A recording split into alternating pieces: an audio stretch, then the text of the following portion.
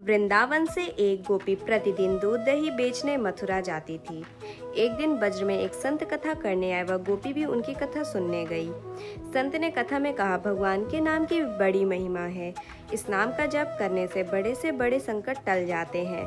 नाम तो भवसागर से तारने वाला है। यदि भवसागर से पार होना है तो भगवान का नाम कभी मत छोड़ना।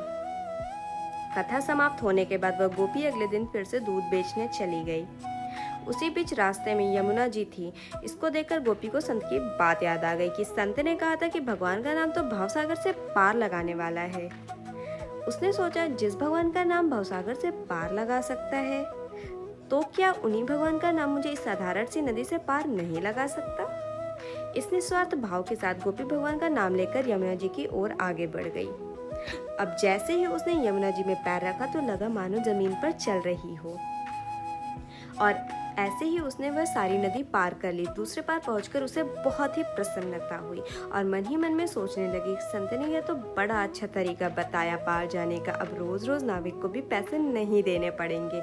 एक दिन गोपी ने विचार किया कि संत ने मेरे इतना भला किया है, मुझे उन्हें खाने पर बुलाना चाहिए। अगले दिन गोपी जब दही बेचने गई तब संत से घर आने का आग्रह किया।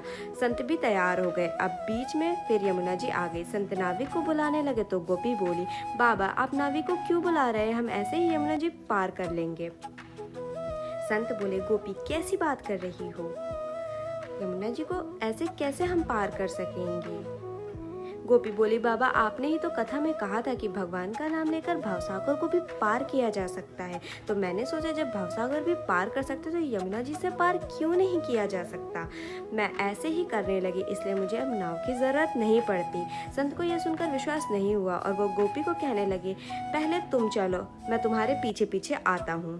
गोपी रोजाने की तरह नाम का आश्रय लेकर यमुना जी को पार कर गई। गोपी को देखने के बाद जैसे ही संत ने यमुना जी में पैर रखा तो वह झपाक से पानी में गिर गए।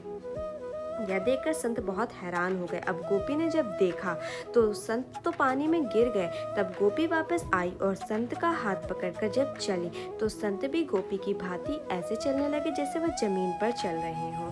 ये चमत्कार देखने के बाद संत उस गोपी के चरणों में गिर गए और कहने लगे कि गोपी तू धन्य है। वास्तव में तो यही अर्थ है भगवान के नाम के आश्रय का, और मैंने जिसे नाम की महिमा बताई तो सही, पर स्वयं नाम का आश्रय नहीं लिया। हमें भगवान के नाम का आश्रय हमेशा लेना चाहिए।